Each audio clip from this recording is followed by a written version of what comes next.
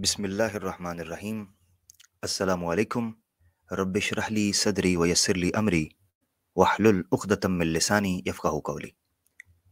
उम्मीद है दोस्त साहब आप खैर आफियत से होंगे। दोस्तों, straight to the topic, scientific error एक हदीस में से निकाला जाता है और हकीकत ये है कि ये एतराज़ मुल्हिदीन और मुनकरीन हदीस दोनों की तरफ से उठाया जाता है।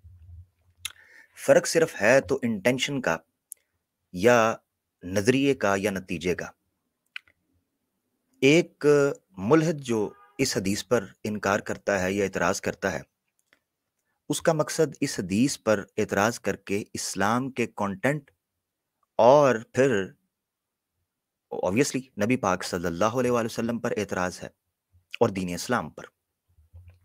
मगर जो मुनकरीन हदीस हैं, वो इस हदीस का एतराज़ या मज़ाक और तमस्खुर इसलिए उड़ाते हैं कि वो हदीस की हुज्जियत को मशकूक करना चाहते हैं और हदीस में साइंटिफिक एरर निकालना या कोई अनसाइंटिफिक एस्टैब्लिश चीज़ को निकालना, वो इससे हदीस के इनकार की और हदीस की हुज्जियत का जो एक मसला है, उसको मशकूक करने की कोशिश करते हैं। तो आज की हदीस जिसको हम एड्रेस करने लगे हैं इस मसले को, ये दो गुना अहमियत और हसासियत का तकाजा करती है, एक मुल्हिदीन की जानिब से और दूसरा मुनकरीन हदीस। हम कोशिश करेंगे कि आज हर दो के जवाबात देने की कोशिश करें और कोशिश करें कि इस हदीस में जो एतराज़ और जो इश्काल रखा जाता है उसको हल कर सकें। तो चलें चलते हैं मौजू की तरफ। मौजू क्या है? हदीस एक पेश की जाती है जो मैं अभी आपके सामने पेश करूंगा, तफसीली सा उसका वाक़या। हदीस ये है दोस्तों, सही बुखारी और सही मुस्लिम में दोनों में हदीस आते अबू ज़र गफ़ारी रज़ी अल्लाह ताला अन्हु से कि नबी पाक सल्लल्लाहु अलैहि वसल्लम ने जो उनको कहा कि क्या तुम जानते हो ये सूरज कहाँ गुरूब होता है और कहाँ जाता है? अभी मैं दोनों असनाद, दोनों हदीसें आपके सामने रखूंगा। तो उन्होंने कहा अल्लाह और उसका रसूल बेहतर जानता है। उन्होंने कहा ये सफ़र करता है। ये मैं आपको मोटा वाक़या सुना रहा हूँ, अभी उस पर हम मतन पर और इसके असल पर बहस करेंगे। तो उन्होंने कहा कि ये सूरज जो है ये सफ़र करता जाता है यहाँ तक कि ये गुरूब होता है और फिर ये अल्लाह के अर्श के नीचे जाकर ठहर जाता है। वहाँ ये सजदा कर लेता है, इजाज़त लेता है अगले दिन के लिए, इसको इजाज़त मिलती है तो ये फिर अगला दिन तुलू होता है और फिर दुनिया का कारोबार चलता है, काम चलता है। अब मुल्हिदीन ये एतराज़ करते हैं कि साइंटिफिकली ये चीज़ पॉसिबल ही नहीं है, प्रूव ही नहीं हो सकती और सूरज जब गुरूब होता है तो वो किस अर्श के नीचे, अर्श है कहाँ, वो कहाँ जाता है, कहाँ सजदा करता है? एक ये एतराज़ उठाया जाता है। दूसरा, जैसे-जैसे एस्ट्रोफिज़िक्स तरक्की कर रही है, एस्ट्रोलॉजी तरक्की कर रही है और हम दूसरे सियारों के बारे में मालूमात हासिल कर रहे हैं, तो ये चीज़ भी पता चल रही है और ख़ुसूसन हमने जब ज़मीन को पढ़ा है, हमारा जो ग्लोब है, अर्थ है, इसको पढ़ा है, तो हमें पता चला है कि सूरज तो कभी गुरूब ही नहीं होता। सूरज यहाँ तुलू है तो कहीं गुरूब है और कहीं गुरूब हुआ है तो वहाँ तुलू हो गया है। तो गुरूब और तुलू की कैफ़ियत में मुसलसल वो रहता है। तो फिर इस हदीस की तर्जुमानी और ताबीर क्या होगी कि वो सजदे में ही रहता रहता है? क्योंकि अगर पाकिस्तान के अंदर इस वक़्त गुरूब हुआ हुआ है, तो वो अमेरिका में, वेस्ट में, उन जगहों पर तुल्लू है। तो वहाँ उसकी सूरत-ए-हाल क्या है? क्या सूरज 2 हैं? ये सारे एतराज़ात उठाए जाते हैं इस तनाज़ुर में कि ये हदीस अनसाइंटिफिक है, साइंटिफिक एरर है। तो हम पहले समझ लेते हैं, क्योंकि ये हदीस जो है वो पहले रखेंगे, हम समझ लेते हैं कि आया कुरान या इस्लाम की जो तालीमात हैं वो इस बारे में क्या कहती हैं, ये समझना बड़ा ज़रूरी है, क्योंकि हम एतराज़ उसी के कंटेंट पे कर रहे हैं, साइंस को बेस बना के। तो हम उसको समझ लेते हैं। पहले आप हदीसें देख लें आपकी स्क्रीन के ऊपर। बुखारी शरीफ की हदीस है 3199, ठीक है जी? याद रखें, जब भी आपने हदीस पढ़नी है, तो मुल्हिदीन चूँकि सिर्फ़ और सिर्फ़ एतराज़ करना जानते हैं, तो इनको पता नहीं है कि हदीस को किताब से निकाल कर पढ़ने का तरीकाकार क्या है। ये सिर्फ़ हदीस पकड़ते हैं और उसको शुरू कर देते हैं। हदीस का तरीकाकार क्या होता है कि जिस मुहद्दिस ने उस हदीस से इस्तेदलाल किया है, वो एक बाब में उसको नकल करता है, एक किताब में उसको शामिल करता है, उस पे फिर वो बाब बाँधता है और उसके बाद हदीस आती है। ये तरीकाकार है। तो इमाम बुखारी ने इसको किताब बदअल खल्क, कि तख्लीक कैसे शुरू हुई, इससे शुरू इस किताब के अंदर रखा है اور پھر انہوں نے باب باندھا ہے بابو صفت الشمسی والقمر. شمس اور قمر کے جو کریکٹرسٹکس ہیں، ان کی جو پوزیشننگ ہے اور ان کا جو کردار ہے اور ان کے جو خصائص ہیں، یہ اس حوالے سے اس میں بات کی جائے گی. اس تناظر میں یہ حدیث لے کے آئے ہیں. اس سے ایک چیز پتہ چلتی ہے یہ کہ چاند اور سورج اور دوسرے سیارے جو ہیں، ان کی تخلیق کا آغاز اور ان کی جو متفوضہ یا نافذ کی ہوئی ذمہ داریاں یا اپوائنٹمنٹس ہیں یا رسپانسبلٹی ڈیوٹیز جو ہیں وہ کیا ہیں، اس پر بات ہوگی. یہ ہے چیز. اب اس تناظر میں یہ حدیث آتی ہے. میں آپ کو حدیث سناتا ہوں. یہ مختصر حدیث ہے، میں ابھی طویل حدیث آپ کو جو ڈیٹیل ہے وہ دکھاؤں گا. حضرت ابو ذر غفاری رضی اللہ تعالیٰ عنہ کہتے ہیں کہ نبی کریم صلی اللہ علیہ وسلم نے جب سورج غروب ہوا تو ان سے پوچھا کہ تم کو معلوم ہے یہ سورج کہاں جاتا ہے؟ یہاں الفاظ ہیں جب وہ غروب ہوا. ابی ذر حین غربت الشمس.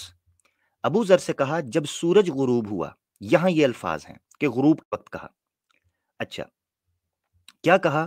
تدری این تذهب. کیا تجھے معلوم ہے یہ کہاں چلا گیا ہے؟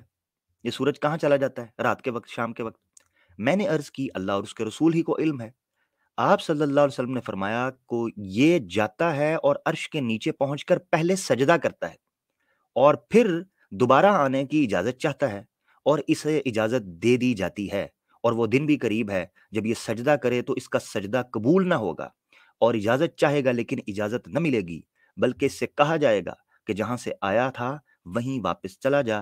چنانچہ اس دن وہ مغرب ہی سے طلوع ہوگا، مغرب سے نکلے گا. اور پھر ایک آیت آگے کوٹ کی وَالشَّمْسُ تَجْرِي لِمُسْتَقَرٍّ لَهَا ذَلِكَ تَقْدِيرُ الْعَزِيزِ الْعَلِيمِ. سورہ یاسین کی آیت 38 کوٹ کی آقا دو جہاں صلی اللہ علیہ وسلم نے کہا. اسی طرف اشارہ ہے اس آیت کے اندر کہ وہ ایک وقت کی طرف سفر کر رہا ہے، اپنے ٹھکانے کی طرف سفر کر رہا ہے. یہاں حدیث مختصراً آئی ہے. صحیح مسلم کے اندر یہ حدیث ڈیٹیل کے ساتھ آئی ہے. صحیح مسلم کتاب الایمان کے اندر لے کر آئے ہیں. اب یہ کمال بات ہے کہ وہاں تخلیق میں لے کے آئے امام بخاری اور امام مسلم اس کو کتاب الایمان میں لے کے آئے. اس کی وجہ کیا ہے؟ کیونکہ حدیث کا جو آخری ٹکڑا ہے وہ یہ بیان کر رہا ہے کہ اس وقت کسی کا ایمان فائدہ نہیں دے گا. یہ آخری نشانیوں میں سے، بڑی نشانیوں میں سے، قیامت کی علامت الکبریٰ میں سے یہ نشانیاں ہیں. ایک نشانی ہے سورج کا مغرب سے طلوع ہونا اور مشرق میں طلوع نہ ہونا. یہ ایک بڑی نشانی ہے. اس پر ہم ڈیٹیل میں آگے بات کرتے ہیں. دوسری روایت یہ ہے، اس میں ابو ذر غفاری سے ہی روایت ہے مگر کسی جگہ پر یہ نہیں لکھا کہ سورج غروب ہوا تھا تو تب یہ کہا. اس میں مطلقاً نبی پاک صلی اللہ علیہ وسلم بیٹھے تھے. قال یومن، ایک دن. وہ کہتے ہیں کہ نبی پاک صلی اللہ علیہ وسلم نے کہا ایک دن کہ اتدرون این تذهب هذه الشمس. کیا تم جانتے ہو کہ یہ سورج کہاں چلا جاتا ہے؟ اب یہاں پر رات کا ذکر نہیں ہے کہ غروب کا وقت کہا ہو، یہ ذکر ہے کہ سورج کہاں جاتا ہے. یہ میں نے کیوں الفاظ کا آپ کو چناؤ فرق دکھایا ہے کہ وہاں غروب خاص ہے اور یہاں غروب نہیں ہے. اس لیے کہا ہے کہ غروب ہونے سے اصل اس واقعے کا تعلق نہیں ہے. تعلق اس واقعے کا سورج کے سفر کے ساتھ ہے. یعنی جہاں غروب کہا گیا ہے وہاں راوی کا اضافہ مانا جا سکتا ہے، یا یہ کہا جا سکتا ہے کہ سمجھنے والے نے، جس کو روایت کی گئی، اس نے یہ سمجھا کہ شاید نبی پاک صلی اللہ علیہ وسلم غروب کے وقت کی بات کر رہے ہیں، جبکہ اس روایت میں غروب کے لفظ نہیں ہیں. صحیح مسلم کی روایت. اس سے یہ پتا چلتا ہے کہ غروب کے وقت کی بات نہیں ہو رہی بلکہ مطلق شمس کے سفر کی بات ہو رہی ہے کہ یہ جا کدھر رہا ہے، اس کا سفر کیا ہے. اور جو آیت کوٹ کی ہے اس سے بھی پتا چلتا ہے کہ یہ ایک مخصوص مستقر ایک ٹھکانے کی بات ہو رہی ہے. اس کو ہم لیں گے ابھی. یہاں بھی سیم ڈیٹیل میں وہی چیز بیان کی ہے، صرف میں آپ کو فرق بتانا چاہ رہا تھا کہ وہاں غربت الشمس ہے اور یہاں غربت الشمس نہیں ہے. یہاں مطلق شمس کے سفر کی بات ہو رہی ہے کہ سورج ایک سفر کر رہا ہے. اچھا یہاں پر یہ حدیثیں دونوں آپ کے سامنے ڈیٹیل کے ساتھ آ گئیں. اب یہاں پر دو بڑے اعتراضات ہیں جو حدیث کے اوپر اٹھتے ہیں. قرآن کے اوپر کوئی اعتراض نہیں ہے، جو آیت ہے اس کو کور کریں. دو بڑے اعتراض ہیں جو حدیث کے اوپر اٹھ سکتے ہیں سائنٹیفکلی، ان کو ہم ڈسکس کریں گے. نمبر ایک وہ کیا ہے؟ وہ ہے سورج کا غروب ہونا. ٹھیک ہے، اس کی کیفیت کیا ہے؟ ایک یہ اعتراض. اور دوسرا اعتراض سائنٹیفکلی اٹھتا ہے سجدہ کرنے کے حوالے سے. یہ دو بڑے اعتراض ہیں. اس میں سے بھی اگر میں بہت اہم اعتراض کی طرف چلوں تو وہ سجدہ کرنا اصل اعتراض ہے. وہ کہتے ہیں جی سورج تخت کے نیچے عرش کے نیچے سجدہ کرتا ہے. تو یہ سمجھ نہیں آتا سائنٹیفکلی، فزیکل ورلڈ کے اندر یہ سمجھ نہیں آتا کہ سورج جو ہے وہ تخت کے نیچے سجدہ کرے. یہ ایک اعتراض. تو بڑے بنیادی طور پر دو اعتراض ہیں. اس حدیث کی تخریج دیکھ لیتے ہیں کہ یہ حدیث آئی کہاں کہاں ہے، مختلف جگہوں پر. یہ مسلم میں 159 دکھائی، بخاری کے اندر 3199 ہے، اور ابو داؤد سنن ابی داؤد کے اندر 4002 میں ہے، اور سنن ترمذی کے اندر کتاب الفتن کے چیپٹر میں جیسے علامات کبریٰ ہیں تو 3227 یہ حدیث آئی ہے. اچھا، اس میں ایک آیت پیش کی گئی ہے، اس آیت کو بھی میں آپ کے سامنے پیش کرنا چاہتا ہوں. آیت پیش کی گئی ہے سورہ یاسین کی آیت 38. اس میں کہا گیا ہے وَالشَّمْسُ تَجْرِي لِمُسْتَقَرٍّ لَهَا ذَلِكَ تَقْدِيرُ الْعَزِيزِ الْعَلِيمِ، کہ سورج جو ہے وہ اپنے ٹھکانے اور اپنے مقررہ ہدف کی طرف، اگر اس کو آسان اپنے ایم کی طرف جہاں اس کو ایم ہوا ہے، مستقر اللہ، اور یہ ظرف کا صیغہ ہے. اور ظرف دو طرح کے ہوتے ہیں، ایک زمان ہوتا ہے اور ایک مکان. عربی زبان جو لوگ سمجھتے ہیں تو مستقر اللہ کہ سورج کا جو ایم ہے، جو اس کا ہدف ہے، وہ اس کی طرف جا رہا ہے. تو یہ اسم ظرف کا صیغہ ہے. ظرف ہوتا ہے دو طرح سے، ایک زمان اور ایک مکان. اگر ہم اس کو زمان سمجھیں، مستقر زمان، جو کہ مختلف تفسیروں کے اندر ابن کثیر نے، مودودی صاحب نے اور دیگر لوگوں نے اس کا ذکر بھی کیا ہے، اگر ہم اس کا مستقر زمانہ سمجھیں کہ یہ ٹائم اپنے مقررہ وقت کی طرف جا رہا ہے، تو اس سے مراد غروب ہوگا. غروب. اچھا، اب غروب کی کتنی قسمیں ہیں یہ بھی سمجھنا چاہیے. غروب جو ہے یہ بڑی ریلیٹیو چیز ہے دنیا کے حوالے سے، مگر اگر حقیقی معنوں کا غروب لیا جائے جس میں غرب، استغراب، ڈوبنا کہتے ہیں، ختم ہو جانا کہتے ہیں، تو یہاں جو آیت پیش کی گئی ہے اس سے پتہ چل رہا ہے، اور پھر حدیث چونکہ کتاب الفتن میں بھی اور ایمان میں بھی اور آخری نشانیوں میں بھی آئی ہے، تو اس سے پتہ چلتا ہے کہ سورج کا وہ ٹھکانہ جہاں سورج اپنے اختتام کو پہنچ جائے گا، ایک مقررہ ٹائم جس میں سورج ختم ہو جائے گا، اس کی طرف اشارہ ہو رہا ہے. اگر ہم اس کو مستقر مکان مانیں، یعنی ایسا ٹھکانہ مانیں کہ یہ ایک جگہ پر جاتا ہے، ایک جگہ پر جاتا ہے، تو وہ جگہ سے مراد جو ہے وہ ایسا وہ سفر ہے جو ہم کوزمولوجیکلی اور ایسٹرولوجی کے ذریعے ہم یہ ثابت کرتے ہیں، جس طرح یہ سائنس بھی ثابت کرتی ہے کہ ہم لوگ پوری کی پوری ملکی وے اور ہمارے پورے پلانٹس جو ہیں وہ سفر کر رہے ہیں، ایک ہدف کی طرف جا رہے ہیں. اور وہ ظاہری بات ہے کہ آہستہ آہستہ آہستہ آہستہ ان کی سپیڈ اور ہماری جو ان کی ریوالونگ اور روٹیشن ہے اپنے ایکسس کے اندر بھی، وہ سپیڈز بھی سلو ہو رہی ہیں، کیونکہ ہم اپنے ہدف کی طرف جا رہے ہیں، اور ایک وقت آئے گا اپنے ہدف پر پہنچ کے سب چیزیں ٹھہر جائیں گی اور فنا ہو جائیں گی. ٹھیک ہے، تو مستقر سے مراد یہ دو چیزیں تھیں. قرآن کی کسی آیت کے اوپر ابھی تک اعتراض نہیں، حدیث کے اوپر صرف اعتراض، یعنی اس کانٹیکسٹ کے اندر اٹھ رہا ہے، وہ دو اعتراض ہے. تو غروب کو آپ سمجھیں. غروب چونکہ ریلیٹیو چیز ہے ہر انسان کے اعتبار سے، یعنی آج میں اس وقت پاکستان کے اندر ہوں تو پاکستان میں سورج غروب ہو چکا ہوا ہے، تو چونکہ وہ میرے سامنے غروب ہو چکا ہوا ہے تو میں یہ کہنے کا حق رکھتا ہوں کہ سورج غروب ہو چکا ہوا ہے. اب کوئی اس کو ان سائنٹیفک نہیں کہہ سکتا. سورج یہاں غروب ہے، وہاں طلوع ہے، یہاں کے لیے وہ غروب ہو چکا ہوا ہے. اگر سورج ابھی بھی طلوع ہے تو وہ میرے لیے طلوع نہیں ہے، وہ کسی دوسرے لوگوں کے لیے طلوع ہے، میرے لیے وہ غروب ہے. اس اعتبار سے بھی اگر کہا جائے کہ سورج غروب ہو گیا ہے تو اس کے غروب کہنے میں اور ہونے میں کوئی عذر یا کوئی اعتراض نہیں ہوتا یا کوئی فرق نہیں پڑتا. یہ کہنے کے اعتبار سے میں کہہ رہا ہوں. باقی سائنٹیفکلی اگر آپ کیڑے نکالنا شروع کریں تو ہر دوسری چیز کے اندر سے نکل آتا ہے کہ ہم یہ ٹائم جو سیٹ کرتے ہیں، ٹائم سن رائز کا اور سن سیٹ کا، اس کے اوپر اعتراض اٹھ سکتا ہے. اور اسی طریقے سے ہم جو اینگلنگ کرتے ہیں ان کے اوپر بڑے بڑے اعتراضات اٹھ سکتے ہیں، پولز کے اوپر اعتراضات اٹھ سکتے ہیں، کیونکہ اگر ہم یونیورس کے اندر ہیں تو ہم اپنی اینگلنگ جس اعتبار سے کرتے ہیں، ہمیں نہیں پتا ہم کس جگہ پر کھڑے ہیں. یا نارتھ ساؤتھ ہے، یعنی میرا ساؤتھ جو ہے وہ دوسرے کا کسی کا نارتھ بن جائے گا اور اس کا نارتھ میرا ساؤتھ بن جائے گا. تو یہ ریلیٹیو چیزیں ہیں جو ایک جگہ سے دوسری جگہ پر اضافی طور پر، جس کو ہم نظریہ اضافت بھی کہتے ہیں، تھیوری آف ریلیٹیوٹی بھی کہتے ہیں، کہ ایک جگہ سے دوسری جگہ کا تعلق ہونے کی وجہ سے وہ چیزیں قائم ہوتی ہیں. اچھا، یہ تو ہو گیا غروب کے حوالے سے. میں نا اس کو تھوڑا سا فلسافیکلی بھی سمجھانا چاہتا ہوں تاکہ ہم اس اعتراض کے اوپر تفصیلی بات کریں، تفصیلی ہر طرح سے.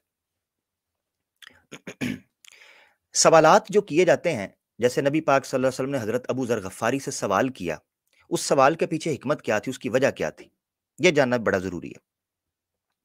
انبیاء جو آتے ہیں، ایک اصولی بات سمجھے کہ انبیاء کبھی بھی مادی دنیا کو سمجھانے کے لیے یا اس کے اندر کھو جانے کے لیے یا اس طرح کی تعلیمات نہیں دیتے کہ آپ ان چیزوں کے اندر الجھ کر آ جائیے۔ ان کا اصل مقصد جو ہوتا ہے، اصل مقصد وہ ہوتا ہے اللہ کی طرف رجوع، اللہ کی نشانیوں کی طرف رجوع، اللہ کی طرف لوٹ کر آنا۔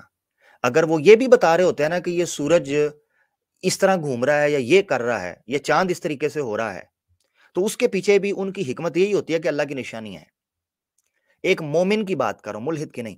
ملحد کے لیے یہ سارا عمل ایک خالص مادی عمل ہے جو اس کو کوئی بھی حیران نہیں کرتا، اس کو مسخر نہیں کرتا، اس کو استعجاب میں نہیں ڈالتا، وہ ایکسائٹڈ نہیں ہوتا، کیونکہ وہ کہتا ہے جی یہ ساری چیزیں قدرتی ہیں، کیونکہ خود بخود ہو رہی ہیں اور ایک پروسیس کے تحت چل رہی ہیں۔ مگر ایک مومن ہر آن اس چیز سے، اللہ کی قدرت سے مرعوب ہوتا ہے، متاثر ہوتا ہے، اس سے مسرت حاصل کرتا ہے، اس سے ایمان کی تقویت حاصل کرتا ہے۔ مگر جب یہ اس طرح کے سوالات کیے جائے تو انبیاء کا فوکس اللہ کی طرف ہی لوٹانا اور اللہ کی طرف ہی نشانیاں ہوتا ہے۔ مشرکین مکہ اور پھر مدینہ میں یہودی نبی پاک صلی اللہ علیہ وآلہ وسلم سے مختلف سوالات کیا کرتے تھے۔ ان میں سے ایک سوال یہ بھی تھا کہ ہمیں چاند کے بارے میں بتائیں، چاند یہ جو مختلف سٹیجز ہوتی ہیں یہ کیوں ہیں؟ قرآن نے اس کو پھر بیان بھی کیا۔ اللہ تعالیٰ سورہ بقرہ کی آیت 189 میں بیان فرماتے ہیں کہ یسألونک عن الاہلہ، یہ آپ سے سوال کرتے ہیں چاند کے گھٹنے اور بڑھنے کے بارے میں۔ اب چاند کے گھٹنے اور بڑھنے کے بارے میں سوال ہو رہا ہے تو آج کا جو بچہ ہے یا آج کا جو سائنٹسٹ ہے وہ یہی جواب دے گا کہ بھائی یہ مون کی اینگلنگ ہوتی ہے سن کی طرف، جس وجہ سے زمین پر رہنے والے لوگوں کو چاند کبھی آدھا نظر آتا ہے، کبھی پونا نظر آتا ہے، کبھی بالکل غائب ہو جاتا ہے، کبھی ایک لکیر رہ جاتی ہے کریسنٹ کی شکل کے اندر۔ تو اس طریقے سے گھٹتا بڑھتا ہے۔ جواب یہ ہونا چاہیے تھا، مگر جو سوال کرنے والے تھے ان کا مقصد بحث برائے بحث تھا، اسی لیے اس کے جواب کے اندر ایسا جواب دیا گیا جو جواب ہے تو ٹھیک، مگر جو سائل ہے اس کی تمنا اور خواہش پوری نہیں ہوئی، کیونکہ وہ بحث میں الجھانا چاہتے تھے۔ تو آپ صلی اللہ علیہ وسلم کو کہا کل آپ یہ کہہ دیں کہ دا ویری obvious آنسر، جو بڑا ہی عام اور ظاہری آنسر تھا عام انسان کو سمجھ آنے کے لیے، تو کہا کل ہی مواقیت للناس والحج ولیس البر بأن تأتوا البیوت من ظہورها، یہ پوری آگے آیت چلتی ہے۔ تو آپ نے کہا آپ کہہ دیں ہی مواقیت للناس والحج، یہ جو چاند کا گھٹنا اور بڑھنا ہے یہ وقت مقرر کرنے کے لیے، جس طرح ایک اور آیت بھی آتی ہے اور شمس والقمر بحسبان، سورہ رحمان کے اندر آتا ہے کہ چاند اور جو سورج ہے یہ لوگوں کے حساب کتاب کے لیے ہیں، ان کا وقت ٹائم چیک کرنے کے لیے۔ تو اب مقصد کہنے کا یہ ہے کہ کوئی اس جواب کے اوپر اعتراض بھی نہیں کر سکتا، کیونکہ عربوں کو پتا تھا اور اس وقت کے لوگوں کو پتا تھا جو لونر ایئر کے ذریعے چلتے تھے، تو ان کو پتا تھا کہ ہم تو چاند کے گھٹنے اور بڑھنے کے ساتھ واقعی اپنے دن طے کرتے ہیں، اپنے مہینے اور فصلیں اور موسم اور سفر طے کرتے ہیں کہ کس طریقے سے معاملات ہونے والے ہیں اور اب کون سا دن چل رہا ہے، ہم فرق سمجھ جاتے تھے۔ تو ان کا اس جواب کے اوپر اعتراض بھی نہیں ہو سکا۔ مقصد کہنے کا پتہ کیا، یہ سامنے رکھو۔ اسی طریقے سے روح کے بارے میں سوال کیا، یسألونک عن الروح، آپ سے روح کے بارے میں سوال کیا تو آپ نے اس کا جواب دیا وہ امر ربی ہے، ہمیں کوئی علم نہیں دیا گیا۔ یعنی سائل کے جو نیت ہے اس کو سامنے یا اس کی انٹینشن کو سامنے رکھتے ہوئے جواب دیا جائے۔ یہ ایسے ہی مثال کے طور پر مجھے آپ پوچھیں کہ آپ پانی کیوں پیتے ہیں تو میں کہوں کیونکہ مجھے پیاس لگتی ہے، ویری آبویس۔ مگر وہ مجھے سائنٹیفک آنسر نکال کر بتایا مجھے کہ نہیں، چونکہ آپ کی باڈی ڈی ہائیڈریٹ ہوتی ہے اس لیے آپ کو پانی کی ضرورت پڑتی ہے اور پانی کی کمی ہو جاتی ہے تو اس لیے آپ پانی پیتے ہیں، وہ ساری باتیں رکھنا شروع ہو جائے، وہ جو ایک سائنٹیفک اور مٹیریل اور فزیکل اپروچ ہے۔ مگر چونکہ انبیاء کا کام دنیاوی چیزوں کو اس طریقے سے اپنے اوپر حاوی کرنے کا نام نہیں ہوتا ان کی تعلیمات میں، بلکہ وہ اللہ کی طرف لوٹاتے ہیں چیزوں کو اور مسئلوں کو حل کرنے کی طرف آتے ہیں، اسی لیے اس طرح کے جوابات دیے گئے اور اس طرح کے سوالات کے اسی طرح کے ہی جوابات دیے جاتے ہیں۔ اب آ جاتے ہیں کہ ایک مومن اور ملحد میں کیا فرق ہوتا ہے۔ یہ جو سورج کی بات کی گئی ہے نا کہ رات ہوتی ہے تو یہ اللہ کی طرف جا کر سجدہ کرتا ہے، ابھی تو ہم اس پر آئیں گے آگے کہ وہ سجدہ کیسے کرتا ہے، کیوں کرتا ہے، اس کی حقیقت کیا ہے، اس پر ڈیٹیل میں بات کرتے ہیں ابھی۔ مگر ابھی میں فلسفی سمجھا رہا ہوں، ایک اصولی نقطہ سامنے رکھ رہا ہوں کہ اللہ کے رسول نے یہ کیوں ابو ذر غفاری سے کہا. اور آپ کو یاد ہونا چاہیے کہ ابو ذر غفاری ایک نہایت فقر کو ماننے والے. ایک منٹ.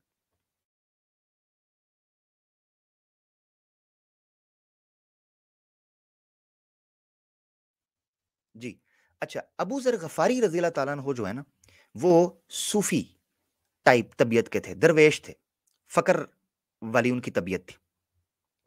اچھا، انہی کو یہ بات کیوں کہی؟ آپ نے کبھی سوچا ہے؟ دونوں روایتیں اور جتنی روایتیں ہیں ساری ابو ذر غفاری سے ہیں کہ ابو ذر غفاری کو یہ کہا گیا کہ اے ابو ذر، تو جانتا ہے یہ سورج کدھر جا رہا ہے؟ کیوں کہا؟ ایک مومن کے لیے دن اور رات کی تبدیلی میں اللہ کی نشانی ہے. جب سورج غروب ہوتا ہے اور رات آتی ہے، اس میں ہم اللہ کی حمد بیان کرتے ہیں. مگر ملحد کے لیے یہ روٹین ورک ہے.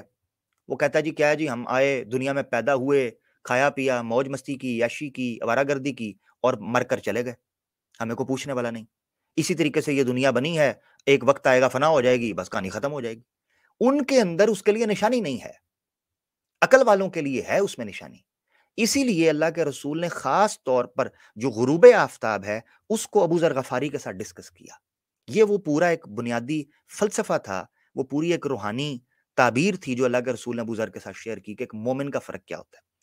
اچھا، آپ کہیں گے اپنی طرف سے ہوائی فائر کر رہے تو میں قرآن کی کچھ آیات پیش کرتا ہوں، اور ایک آیت میں ایسی پیش کروں گا جس کو پیش کرنے سے پہلے میں ایک چھوٹا سا واقعہ بھی سنانا چاہوں گا تاکہ آپ کو اس سے محظوظ بھی آپ لوگ ہو سکیں. یہ آیت سب سے پہلے آپ دیکھیں کہ ایک مومن کی زندگی کے اندر رات اور دن اور صبح و شام کی کتنی اہمیت ہوتی ہے. سورہ روم ہے اور آیت نمبر ہے 17 اور 18. اور اگر پیچھے چلے جائیں آیت نمبر 16 تو آپ کو پتہ چل جائے گا کہ میں جس کانٹیکسٹ میں بات کر رہا ہوں کہ ایک مومن اور ملحد کا فرق کیا ہوتا ہے، کہ اس کے لیے صبح و شام اور دن اور رات کی اہمیت کیا ہوتی ہے، غروب اور طلوع کی. تو آیت 16 کو بھی لے لیتے ہیں. وَأَمَّا الَّذِينَ كَفَرُوا وَكَذَّبُوا بِآيَاتِنَا وَلِقَاءِ الْآخِرَةِ. دیکھا، یہ ڈٹو وہی جو ملحد کے عقیدے. اللہ تعالیٰ فرماتے ہیں وہ لوگ جنہوں نے انکار کر دیا اور ہماری نشانیوں کا انکار کر دیا، وَكَذَّبُوا بِآيَاتِنَا، ہماری نشانیوں کا، کہ ایک مومن اللہ کی نشانیوں کو مانتا ہے، صبح شام ہونا، طلوع و غروب، تو وہ ان نشانیوں کا انکار، وَلِقَاءِ الْآخِرَةِ، اور وہ آخرت کا بھی انکار کر دیتا ہے.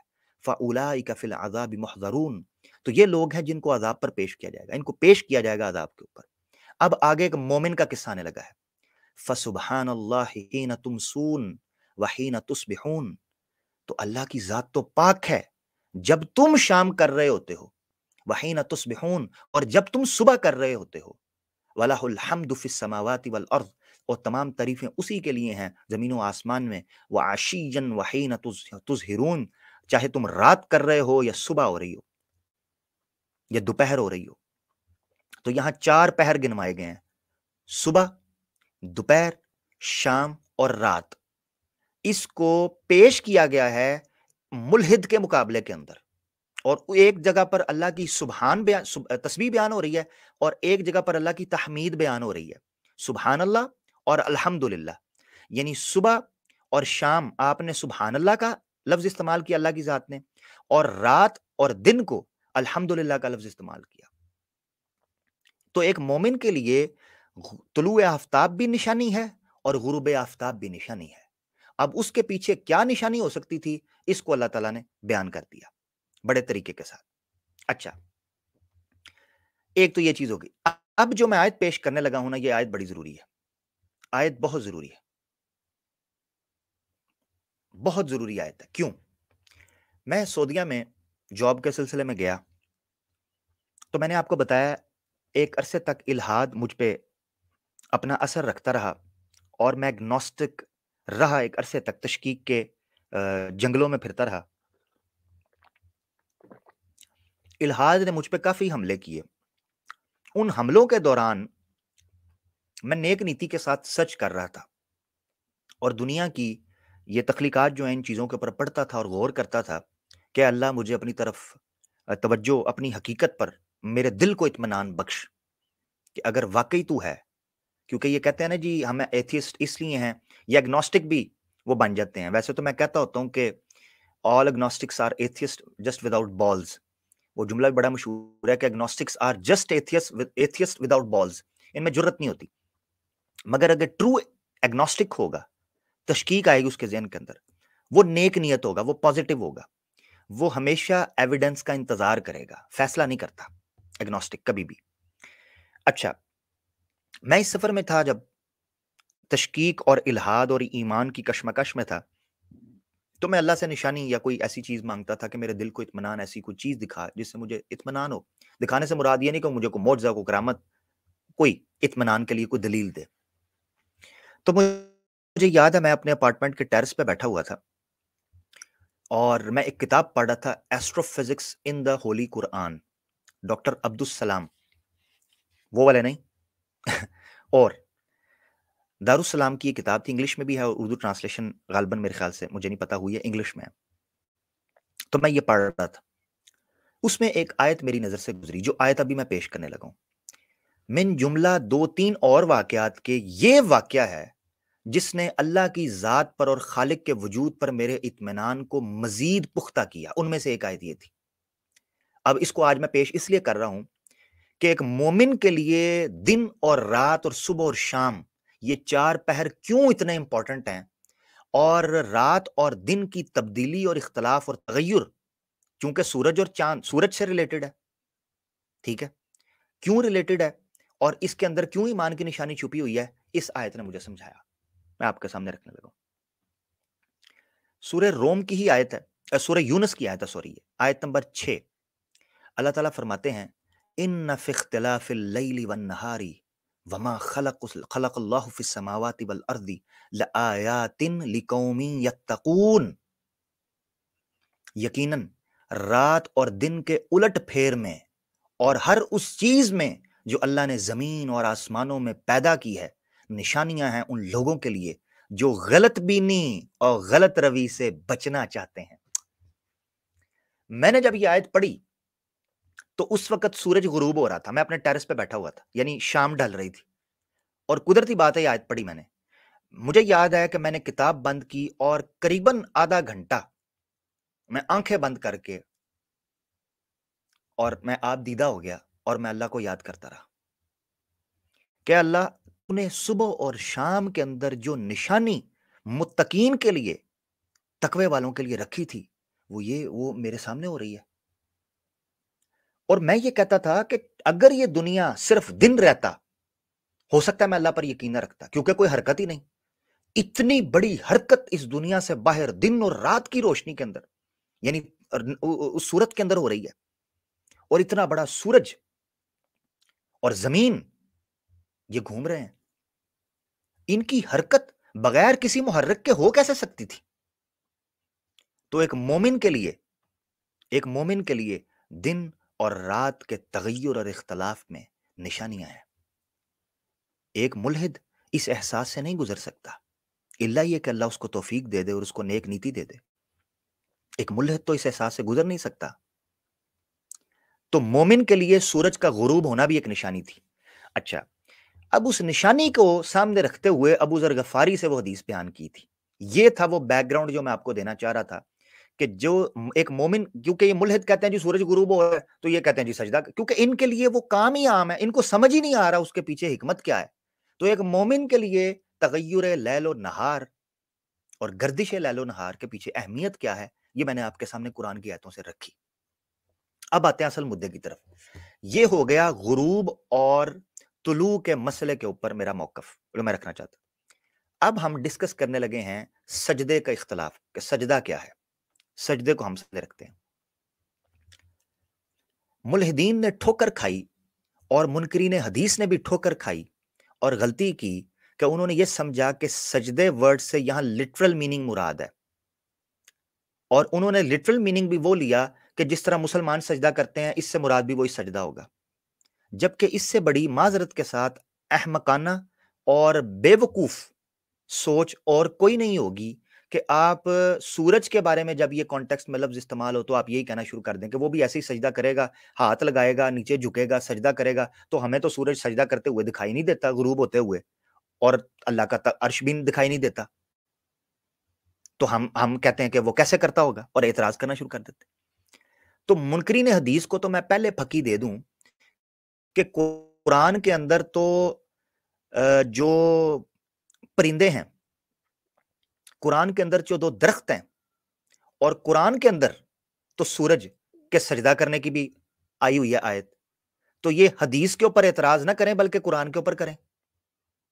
اگر سجدہ کرنے کہ یہ سورج سجدہ کیسے کرتا ہے جی عرش کے نیچے، تو اگر سجدہ کرنے پر یہ اعتراض کرنا ہے وہ تو قرآن کے اندر آیتیں آئی ہیں، میں ابھی آپ کو دکھانے لگا ہوں، یہ لیں آپ کی اسکرین کے اوپر، اور پھر میں سجدہ سمجھاؤں گا تاکہ ملحدین اور منکرین حدیث دونوں کا اعتراض رفع ہو جائے۔ تو منکرین حدیث کو تو یہاں سے پکی لے لینی چاہیے کہ دنیا و ما فیہا کے اندر جتنی چیزیں ہیں وہ سجدہ کر رہی ہیں، تو اگر حدیث کا مذاق انہوں نے اس لیے اڑانا ہے کہ بھائی یہ دیکھو سجدہ ہے تو سورج سجدہ کہاں کرتا ہے، اس لیے حدیث کو نہیں مانتے، تو بھائی قرآن کو بھی نہ مانو، شوق سے مانو، ٹھیک ہے۔ آپ کے سامنے سورہ رعد کی آیت ہے 15، اللہ تعالیٰ فرماتے ہیں وَلِلَّهِ يَسْجُدُ مَنْ فِي السَّمَاوَاتِ وَالْأَرْضِ طَوْعًا وَكَرْهًا وَظِلَالُهُمْ بِالْغُدُوِّ وَالْآصَالِ، اللہ تعالیٰ فرماتے ہیں او اللہ کے لیے تو سجدہ کرتی ہے ہر چیز جو آسمانوں میں ہے اور زمین میں، چاہے وہ پسند کرتی ہو یا نہ کرتی ہو، وَظِلَالُهُمْ بِالْغُدُوِّ وَالْآصَالِ، اور صرف وہ نہیں سجدہ کر بلکہ ان کے سائے بھی سجدے کر رہے ہیں صبح و شام، ان کے سائے بھی، شیڈوز،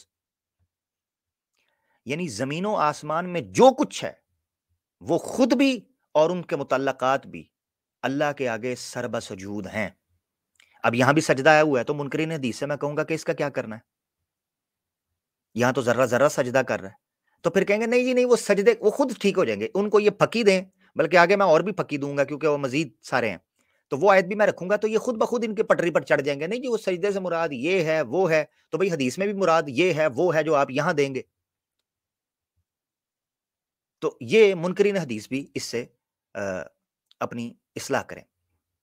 دوسری آیت میں آپ کے سامنے رکھتا ہوں، یہاں مطلقاً عام کیٹاگوریکل اللہ نے فرمایا کہ زمین و آسمان میں جو بھی چیز ہے وہ سجدہ کرتی، اب اسپیسیفائی کرنے لگا ہوں، دوسری آیت کے اندر مزید اسپیسیفائی ہونے لگی ہیں چیزیں۔ اچھا یہ آپ کی اسکرین کے اوپر ہے سورہ حج کی آیت، سورہ حج کی آیت ہے جناب، یہ آپ کی اسکرین کے اوپر آیت نمبر 18، اللہ تعالیٰ فرماتے ہیں الم ترا، لو جی لفظ بھی یہاں آ گیا کہ کیا وہ دیکھتے نہیں ہیں۔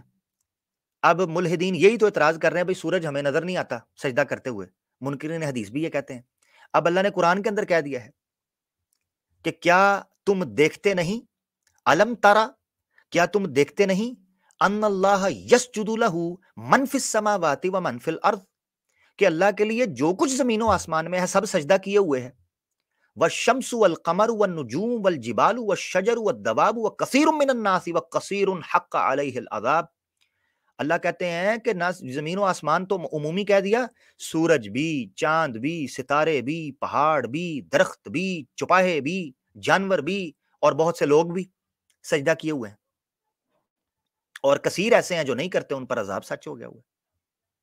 اب یہ آیت بیان کر رہی ہے کہ کیا تم دیکھتے نہیں ہو، اب سوال یہ اٹھتا ہے کہ اللہ ہم دیکھتے ہیں مگر سجدہ کرتے ہوئے نہیں دیکھتے، ہاں یہ تھا ملحدین کا اعتراض کہ ہم نے کبھی نہیں دیکھا کہ سورج سجدہ کرتا ہے، تو ہم یہاں سمجھنے کی کوشش کریں گے پھر اللہ کی مراد کیا ہے سجدے سے، کیونکہ نظر تو کوئی بھی نہیں آ رہا سمپلی، اس کا مطلب یہ ہے کہ سجدے سے مراد کچھ اور ہے، سجدے سے مراد کیا ہے، آئیں اس کو بھی قرآن سے سمجھتے ہیں، کیونکہ قرآن پر اعتراض ہے تو قرآن کی قرآن سے ہی سمجھنی پڑے گی۔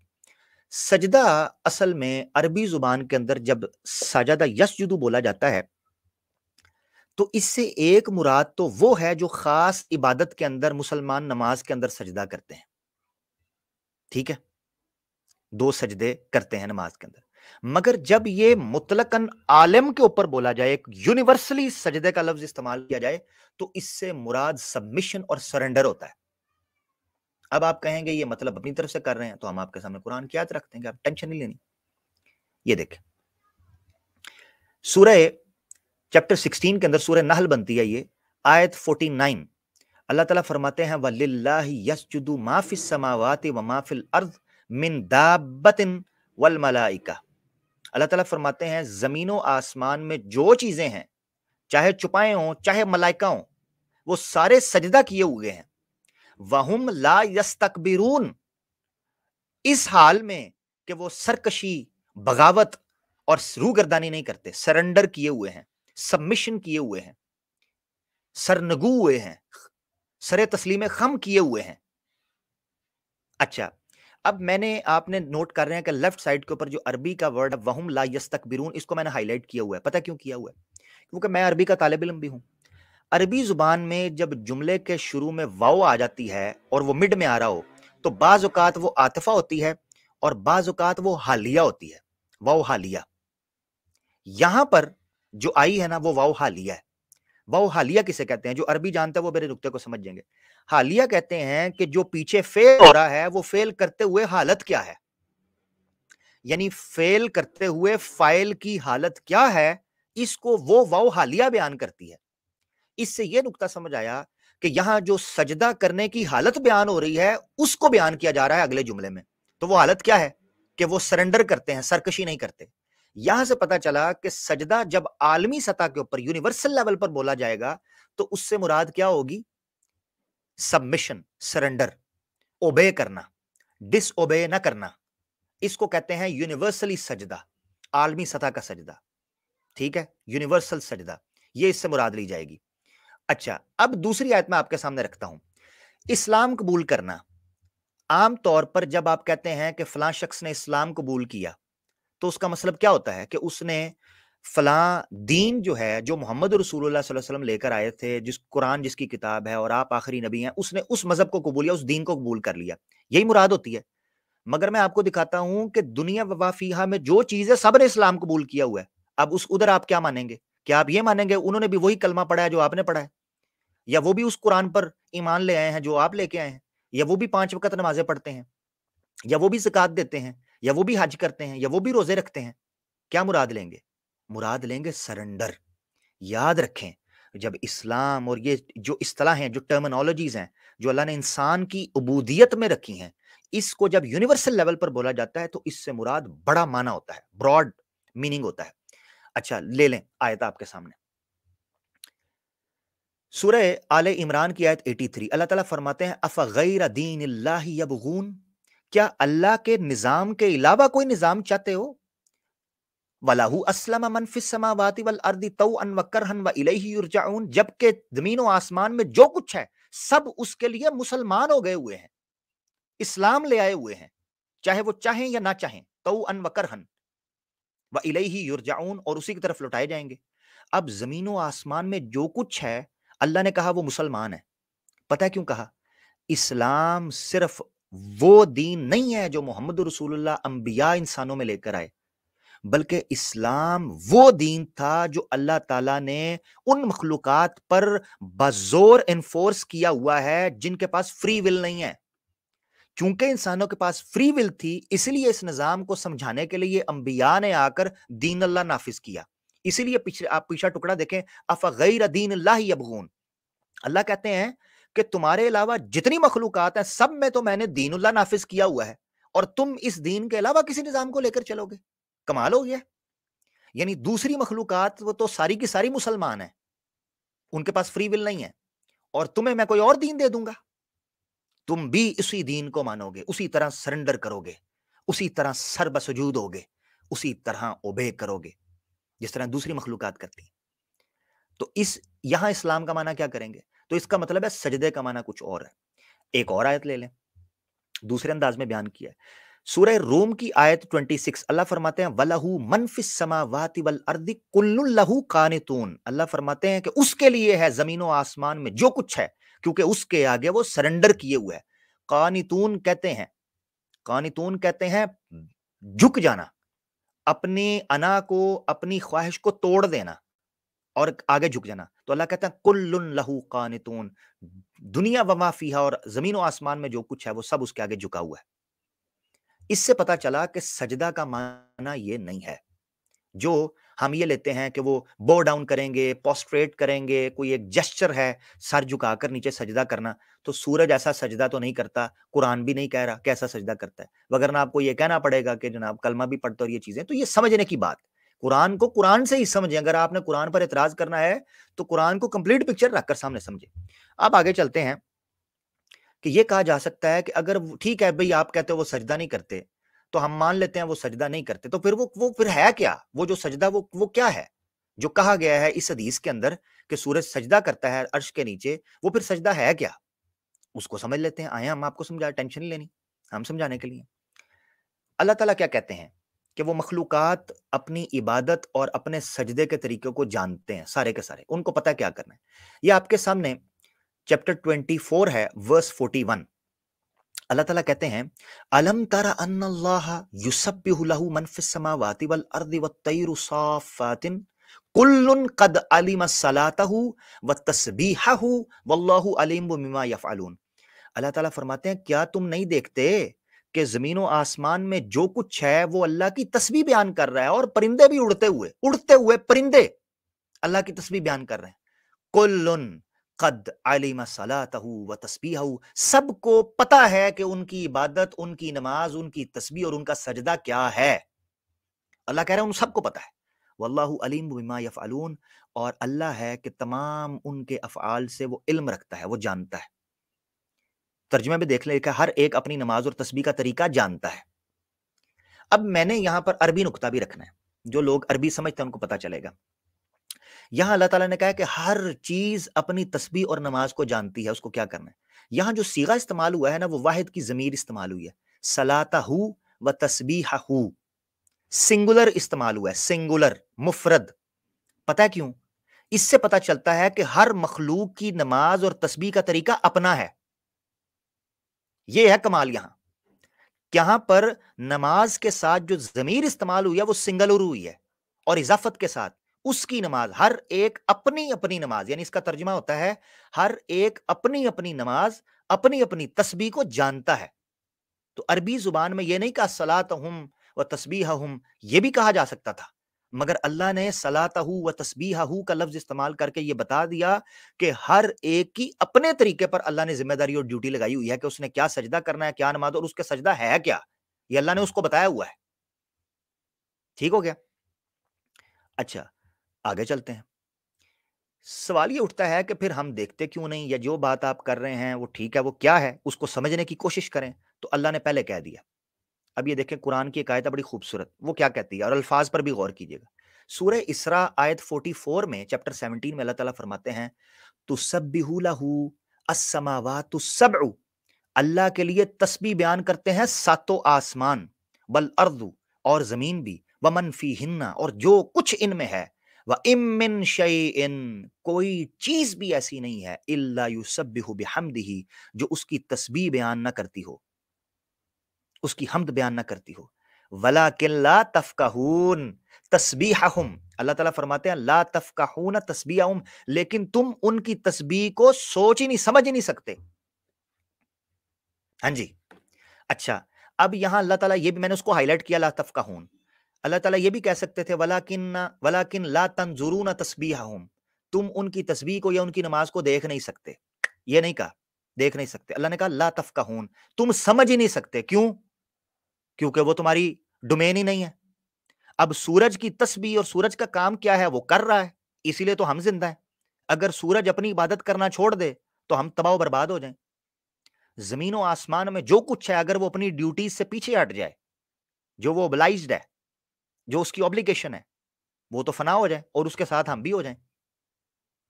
تو ہماری سمجھ میں وہ چیز نہیں آتی۔ یہ صاف طور پر کہہ دیا کہ سورج کے سجدے کا طریقہ وہ نہیں ہے جو آپ سمجھتے ہیں۔ اب دوسرا اعتراض رہ جاتا ہے عرش، یعنی دوسرے پارٹ کا دوسرا جز رہ جاتا ہے عرش۔ اس حدیث کے اندر یہ بیان کیا گیا ہے کہ سورج جو ہے وہ عرش کے نیچے جا کر سجدہ کرتا ہے، عرش کے نیچے جا کر۔ تو اس کا مطلب یہ ہے کہ خاص مقام میں عرش ہے جہاں وہ جا کر سجدہ کرتا ہے، یہ عام طور پر سمجھ آتا ہے۔ ملحدین یہاں اعتراض یہ کرتے ہیں کہ سورج جب غروب ہوتا ہے ہمیں تو کوئی عرش نظر نہیں آتا، ہمیں کوئی عرش نظر تو نہیں آتا جہاں وہ سجدہ کرتا ہے۔ تو سجدہ کلیئر ہو گیا کہ سجدہ جس کو آپ سجدہ کہہ رہے ہیں وہ سجدہ نہیں ہے، کچھ اور ہے۔ اب ہم عرش کو کلیئر کر دیتے ہیں۔ عرش بیسیکلی اس پوری کی پوری کائنات کے اوپر محیط ہے، پوری کی پوری کائنات کے اوپر۔ ایسا نہیں ہے کہ سورج سفر کر رہا ہو اور وہ ایک مقام پر پہنچے جہاں عرش خاص ایک مکان کے اوپر ہے، نہیں۔ عرش اس وقت اللہ کی جو کرسی اور اللہ کا جو عرش ہے وہ پورے عالم کے اوپر محیط ہے، اس کی کیفیت کو ہم سمجھ نہیں سکتے۔ قرآن میں اللہ تعالیٰ نے اس کو بیان کیا، میں اپنی طرف سے بات نہیں کر رہا، اس لیے آپ کے سامنے رکھ دیتا ہوں۔ اللہ تعالیٰ فرماتے ہیں سورہ بقرہ میں آیت 255 جس کو آیت الکرسی کہتے ہیں، اس کا ایک جز ہے جس کو میں نے ہائی لائٹ کیا۔ اللہ فرماتے ہیں وسیع کرسیہ السماوات والارض، اللہ کی کرسی زمین و آسمان پر وسیع ہے، پھیلی ہوئی ہے۔ اس کا مطلب یہ ہے کہ سورج جہاں کہیں بھی ہو وہ رہتا کرسی کے انڈر ہی ہے وہ رہتا عرش کے نیچے ہی ہے۔ اس کو ایسے ہی سمجھیں کہ میں اس دنیا میں آسمان کے نیچے ہوں، یعنی دیکھنے کو میں آسمان کے نیچے ہوں۔ اب میں کہوں کہ میں دوڑ کے آسمان کے نیچے ایک جگہ پر جا کر میں نے پڑاؤ ڈالا اور میں نے آسمان کے نیچے سجدہ کیا، میں نے آسمان کے نیچے سجدہ کیا، یا میں یہ جملہ بولوں کہ میں نے کھلے آسمان کے نیچے سجدہ کیا، ٹھیک ہے؟ اب میں گھر کے اندر بھی سجدہ کروں تو کر تو میں آسمان کے نیچے ہی رہا ہوں، اگر میں ٹرین جہاز کے اندر بھی سجدہ کروں تو کر تو میں پھر بھی آسمان کے نیچے رہا ہوں۔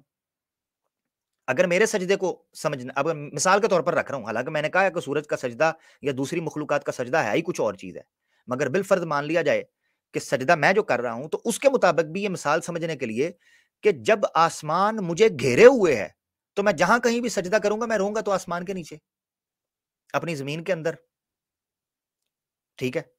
تو اسی طریقے سے سورج جب سجدہ کرنے کا ہم کہتے ہیں کہ وہ عرش کے نیچے جا کر کرتا ہے تو اس سے مراد ہے ایک مقررہ سفر کے بعد، ہدف کے بعد وہ اللہ سے اجازت طلب کرتا ہے، اللہ سے اجازت طلب کرتا ہے۔ اب وہ اجازت سے مراد کیا ہے کہ اس کا اور اللہ کا ایک مکالمہ ہے، اس کو آپ، اللہ تعالیٰ نے کہہ دیا لا تفقہون تسبیحہم، آپ اس کلام کو، ان کی گفتگو کو، اللہ کے معاملات کو ان کو سمجھ نہیں سکتے کیونکہ وہ آپ کا تعلق ہی نہیں ہے، ٹھیک ہو گیا؟ اچھا، تو اس سے پتا چلتا ہے کہ سورج جتنا مرضی سفر کر لے وہ رہے گا عرش کے نیچے، وہ ایک مقام پر پہنچتا ہے۔ مثال کے طور پر اگر وہ آج پاکستان کے اندر غروب ہوا ہے تو وہ اللہ کے ہاں آرڈر لیتا ہے کہ کیا مجھے دوبارہ یہاں پر طلوع ہونا ہے، اور وہ آگے جاتا ہے تو جب وہاں غروب ہوتا ہے تو وہ یہ آرڈر لیتا ہے کیا مجھے یہاں طلوع ہونا ہے، تو اس کو اجازت ملتی جاتی ہے۔ تو اس طرح اس کا circle from east to west چلتا ہے، مشرق سے مغرب کی طرف اس کا سرکل چلتا جاتا ہے، چلتا جاتا ہے۔ اور اللہ کے رسول پاک صلی اللہ علیہ وسلم نے بیان کیا کہ جب اس کو ایک وقت آئے گا اجازت نہیں دی جائے گی اور پھر اس کو کہا جائے گا تو جہاں سے آیا وہاں لوٹ جا، تو وہ اللہ کے حکم سے واپس لوٹے گا۔ یہ تھی سمپل اس کی ساری انٹرپریٹیشن۔ اب یہاں ملحدین جس چیز کو مس کرتے ہیں نا، وہ پتہ کیا ہے؟ وہ ہے دوسرا پوائنٹ جو اب میں آپ کے سامنے رکھنے لگا ہوں۔ اتنا بڑی سائنٹیفک ایک تھیوری پیش کی، خیر اللہ کے رسول نے تھیوری نہیں، اللہ کے رسول نے تو فیکٹ بیان کیا تھا، ہاں سائنس کا کام ہے کہ اس کو چیلنج کرے، اس کی طرف ملحدین توجہ نہیں کرتے۔ وہ پتہ کیا ہے کہ کیا یہ ممکن ہے کہ سورج مغرب سے طلوع ہوگا، sun rise from east west, sorry ابھی وہ ایسٹ سے ہو رہا ہے، تو کیا یہ امکان باقی ہے؟ کیا یہ امکان باقی ہے کہ وہ مغرب سے طلوع ہوگا؟ یہ تھا وہ ایک بہت بڑا سائنس کے لیے چیلنج کہ وہ اس پر بات کریں، اور اتنا فوڈ فار تھاٹ، اور اس کے اوپر بات چل رہی ہے۔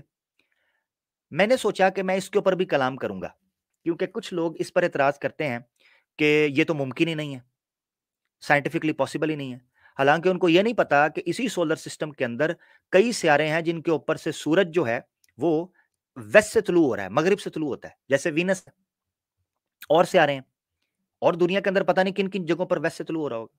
ہاں جو اعتراض وہ کر سکتے ہیں، یہ کر سکتے ہیں کہ ابھی موجودہ دنیا میں جب وہ ویسٹ سے طلوع ہوگا تو اس وقت دنیا کا عالم، کیا دنیا رہے گی نہیں رہے گی، یہ ہے وہ سوال، مگر امکان ہے، یہ یاد رکھیں۔ اس کی مثال آپ یوں سمجھیں کہ وینس پر جب سٹڈی کی گئی تھی تو یہ پتہ لگا، اور میں نہ چاہوں گا کہ میں اس پوائنٹ کے اوپر ایک بڑی شاندار ویڈیو آپ کے ساتھ شیئر کرنا چاہتا ہوں، میں بھی شیئر کروں گا، اور میں چاہتا ہوں کہ اس اعتراض کا جواب وہی اسی ویڈیو کے تھرو دیا جائے، وہ زیادہ بہتر ہے، کیونکہ میں وقت نہیں ضائع کرنا چاہتا کہ میں اس پر بات کروں، میرے سے بہتر اس ویڈیو کے اندر بات کر دی گئی ہے، اور وہ ہمارے بڑے پیارے دوست ہیں، میں ان کا تعارف بھی تھوڑا سا کرواؤں گا۔ تو سائنس یہ کہتی ہے کہ عین ممکن ہے کہ ایک بہت بڑا پتھر اس زمین سے آ کر ٹکرائے، اور یہ زمین جو ہے وہ اپنے آربٹ سے یا اپنے ایکسس سے اپوزٹ روٹیٹ کرنا شروع کر دے، ریوالو کرنا شروع کر دے، یہ ممکن ہے۔ ہاں یہ سوال اٹھتا ہے کہ آیا اس وقت زندگی رہے گی کہ نہیں رہے گی، یہ ایک سوال ہے جس کے اوپر بات کی جا سکتی ہے۔ ہاں پھر کچھ لوگ یہ کہتے ہیں کہ ممکن ہے کہ اسی طریقے سے زمین آہستہ آہستہ رکے، اور رکنے کے بعد وہ ریورس فارم کے اندر گھومنا شروع کر دے، ٹھیک ہے۔ जब वो रिवर्स फॉर्म के अंदर घूमना शुरू करेगी तो सूरज ऑटोमेटिकली ईस्ट से पहले वेस्ट से पहले नजर आएगा और ईस्ट में गुरूब हो जाएगा ऑटोमेटिकली, क्योंकि सूरज अभी जो ईस्ट से तुलू होता है यानी मशरिक से तुलू होता है और मगरिब में गुरूब होता है, उसकी वजह जमीन की रोटेशन है एक्सिस के अंदर। तो जमीन जो है वो ईस्ट की तरफ घूम रही है, ठीक है, सफर कर रही है। तो जब वो ईस्ट की तरफ घूमती है तो सूरज वहीं से पहले आता है। तो जब वो इसके ऑपोजिट होगी ऑटोमेटिकली सूरज जो है वो वेस्ट से निकलना शुरू हो जाएगा। मगर मैं एक वीडियो शेयर करना चाहता हूं जो इस एतराज को रफा करेगी, और ये हमारे बड़े ही प्यारे एक दोस्त हैं इंडिया से, अबू जर भाई। उनका चैनल है about Deen and Islam. Atheism के ऊपर उनकी शानदार माशाल्लाह खिदमात हैं। अल्लाह ताला उनको जज़ाए खैर दे, और बड़ा शानदार वो काम कर रहे हैं। Is very young guy, energetic हैं, पोटेंशियल हैं। और अनकरीब हम एक जॉइंट स्ट्रीम का सेशन भी इंशाल्लाह ये मैं डिस्क्लोज कर रहा हूँ, उस पे हम अंडर प्रोसेस हैं, काम चल रहा है बैकडोर। तो कुछ नए साथी भी नज़र आएंगे और कुछ बड़े-बड़े माशाल्लाह एक्सपर्ट्स भी आपको नज़र आएंगे आने वाले दिनों के अंदर। तो जॉइंट स्ट्रीम्स हम करेंगे, उसमें अबू ज़र भाई को भी हम लेंगे। और मैं आज उनकी सिर्फ आपको वीडियो सुनाना चाहता हूं ताकि आपको पता चल सके कि जो इस हदीस का सेकंड फेज था वो आज इसी प्रोग्राम के अंदर उनकी वीडियो से कवर हो जाएगा। तो यानी आज दो बेसिकली एतराजात हल हो जाएंगे इस हदीस पर जो उठते हैं। एक ये कि सूरज जो है वो सजदा करता है, तो वो सजदा कैसे करता है और अर्श क्या है, उसका मसला हमने क्लियर किया, हल किया कुरान की आयत से प्योरली। और दूसरा मसला ये कि क्या सूरज जो है वो मगरिब से तुलू हो सकता है, उसका इम्कान है, और अगर हुआ तो उसके क्या क्या होंगे साइंटिफिकली। तो दूसरा फेज जो है वो हमारे अबू जर भाई कवर करेंगे अपनी वीडियो के जरिए, वो मैं आपके साथ शेयर करना चाहूंगा। आपने सिर्फ मुझे बता देना है कि आया जो वीडियो है वो आपको नजर आ रही है कि नहीं आ रही। सिर्फ आपने मुझे ये चीज बताना है जब मैं स्क्रीन शेयर करूं। ठीक है,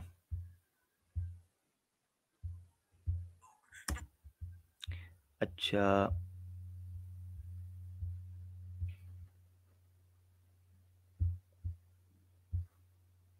आपने कमेंट करके मुझे बताना है कि ये हो रही है कि नहीं हो रही स्क्रीन शेयर। लेट मी सी, क्यों नहीं हो रही, मुझे शो नहीं कर रही।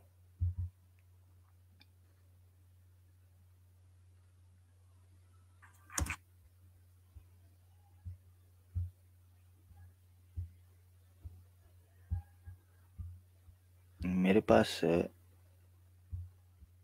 ठीक हो गया, ठहरे ज़रा, मैं देखता हूँ कि अब आपको स्क्रीन नज़र आ रही है। मेरे ख्याल से नहीं नज़र आ रही। ठीक हो गया। मेरे पास दूसरा हल ये है कि मैं इसको फिर यूट्यूब पर चला दूँ, क्योंकि मैं इसको, ठहरे ज़रा, ठीक हो गया। Okay okay, got it got it. अच्छा, डायरेक्ट वीडियो फाइल जो है वो चला देगा, दैट्स गुड। ओके, इसको हम ले लेते हैं, डायरेक्ट ले लेते हैं।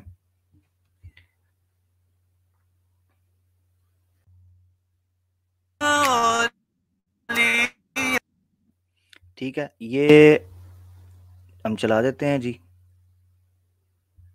इसको हम कर देते हैं आगे,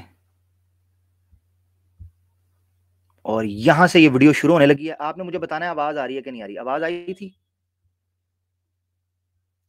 अब मुझे बताएं आवाज आ रही है आपको, यानी स्क्रीन नजर आ रही है। सबसे पहले तो मुझे ये बताएं।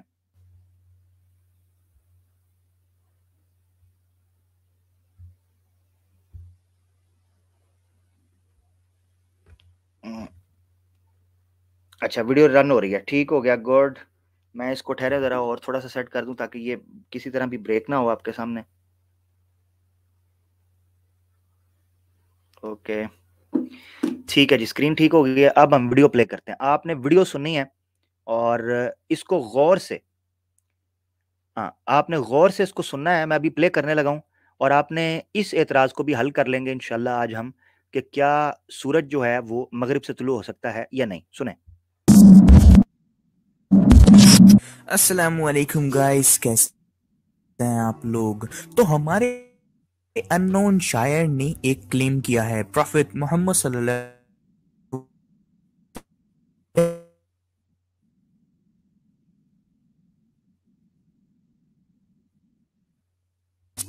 سے نہیں نکلے گا.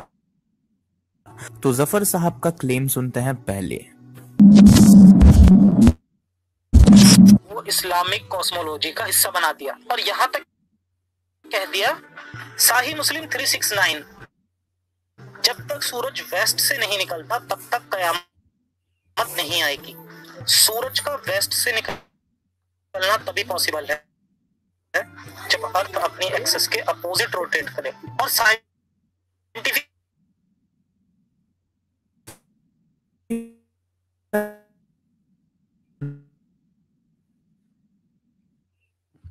جبکہ سن کا ویسٹ سے نکلنا کوئی انسائنٹیفک بات نہیں ہے. کئی ہائپوتھیسز ہیں سائنس کے پاس جس سے یہ بات ہم کو پتہ چلتی ہے کہ جو آئیڈیا ہے سن کا ویسٹ سے نکلنا یہ کوئی انسائنٹیفک چیز نہیں ہے بلکہ سائنس. تھوڑی سی آواز اگر بریک ہو رہی ہوگی تو وہ میرے انٹرنیٹ کی طرف سے ہے. ان کی ویڈیو بالکل ٹھیک ہے. مجھے اگر دوبارہ بھی پلے کرنی پڑی تو میں دوبارہ بھی پلے کر دوں گا کیونکہ میرے پاس سے انٹرنیٹ جو ہے نا اس کا ایشو تھوڑا سا بن رہا ہے. تو میں کوشش کرتا ہوں کہ یہ انٹرنیٹ کا ایشو نہ ہو.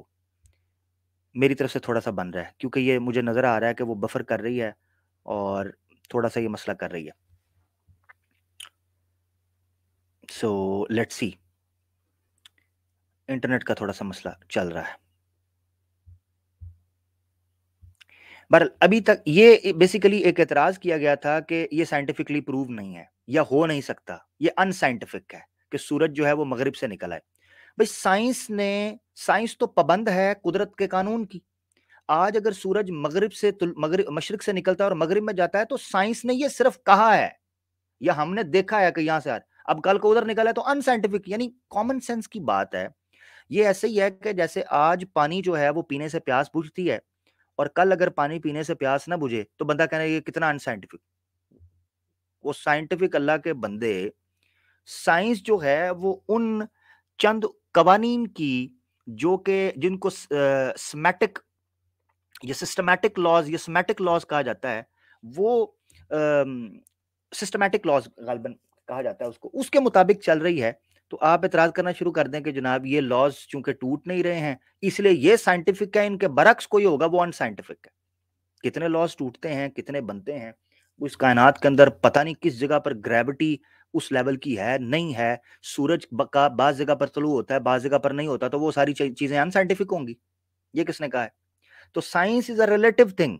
وہ انسانوں کی سائنس آپ کہیں کہ ان سائنٹیفک, اگر آپ کہنا سائنس اوریجنلی نہ ان سائنٹیفک ہے نہ سائنٹیفک ہے, یہ قانون ہے جو چل رہے ہیں. خیر بہرحال انٹرنیٹ کافی ایشو کر رہا ہے میرے پاس. مجھے نہیں پتا کہ یہ کیوں ایک دم ایشو کرنا شروع ہو گیا ہے اور ٹائم بھی ہمارا کافی چل رہا ہے. تو میں دیکھتا ہوں کہ اگر اس کو میں چلا سکوں.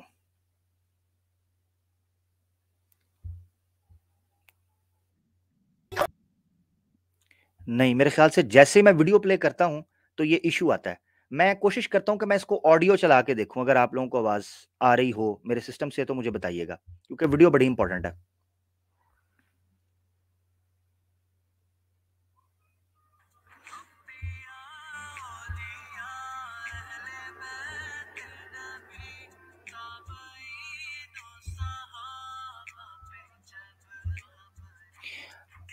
آپ کو آواز آ رہی ہے؟ میرے بیک گراؤنڈ سے آواز آ رہی ہے؟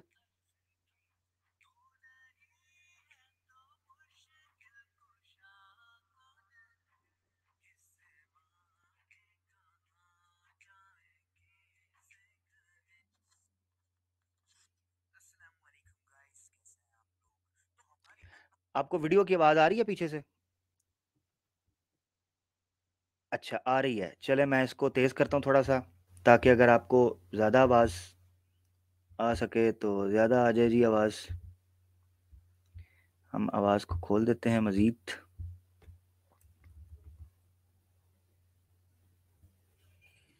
ٹھیک ہے, تاکہ آپ لوگوں تک آواز آ سکے. اب میں پلے کرنے لگا ہوں. شاعر نے ایک کلیم کیا ہے پروفیٹ محمد صلی اللہ علیہ وسلم کی پروفیسی پر. جیسا کہ ہر مسلمان جانتا ہے کہ قیامت جب تک نہیں آئے گی جب تک سورج ویسٹ سے نہیں نکلے گا. تو ظفر صاحب کا کلیم سنتے ہیں پہلے. इस्लामिक कॉस्मोलॉजी का हिस्सा बना दिया और यहाँ तक कह दिया साही मुस्लिम 369 जब तक सूरज वेस्ट से नहीं निकलता तब तक कयामत नहीं आएगी। सूरज का वेस्ट से निकलना तभी पॉसिबल है जब अर्थ अपनी एक्सिस के अपोजिट रोटेट करे और साइंटिफिकली ये पॉसिबल ही नहीं है। साइंटिफिकली ऐसा क्यों इम्पॉसिबल है मिस्टर अननोन शायर, आप ये बताने का कष्ट करेंगे? जबकि सन का वेस्ट से निकलना कोई अनसाइंटिफिक बात नहीं है, कई हाइपोथेसिस हैं साइंस के पास जिससे ये बात हमको पता चलती है कि जो आइडिया है सन का वेस्ट से निकलना ये कोई अनसाइंटिफिक चीज नहीं है बल्कि साइंस। चलिए मैं आपको समझाता हूँ। जब हमारी अर्थ न्यू फॉर्म हुई थी तब ये काफी फास्ट रोटेट करती थी, लेकिन जैसे जैसे समय बीतता गया धीरे धीरे हमारी अर्थ की रोटेशन स्लो होती जा रही है। जी हाँ, हमारा प्लेनेट अर्थ स्लो होता जा रहा है।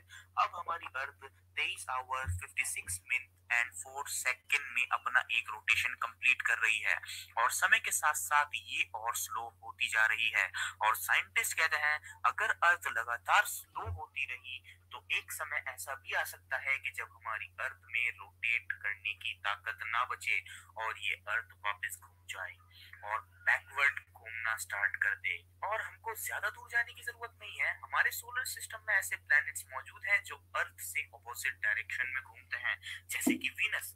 जी हाँ, वीनस अर्थ से ऑपोजिट घूमता है। इसी वजह से वीनस पे जो सूरज है वो वेस्ट से निकल करके ईस्ट में जाकर सेटल होता है। तो हमको 100% कंफर्मली तो नहीं पता कि वीनस जैसे प्लैनेट ने अपनी डायरेक्शन क्यों चेंज की, लेकिन शायद हम जानते हैं क्योंकि हमारी अर्थ भी धीरे धीरे स्लो होती जा रही है। तो हो सकता है वीनस के साथ भी यही हुआ हो कि वीनस की स्पिन धीरे धीरे स्लो हो गई हो और फिर एक दिन वीनस उल्टा घूमना शुरू कर दिया।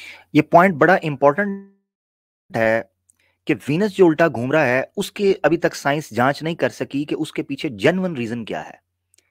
कुछ कहते हैं कि उसके साथ काफी लाख साल पहले एक पत्थर टकराया था, उस वजह से वो हुई। बाज कहते हैं कि वो जैसे अबू जर भाई ने कहा कि वो आहिस्ता आहिस्ता उसका स्पिन जो है वो स्लो डाउन हो गया और वो ऑपोजिट रोटेट करना शुरू कर दिया उसने। क्वाइट पॉसिबल जमीन के साथ भी ऐसा हो सकता है।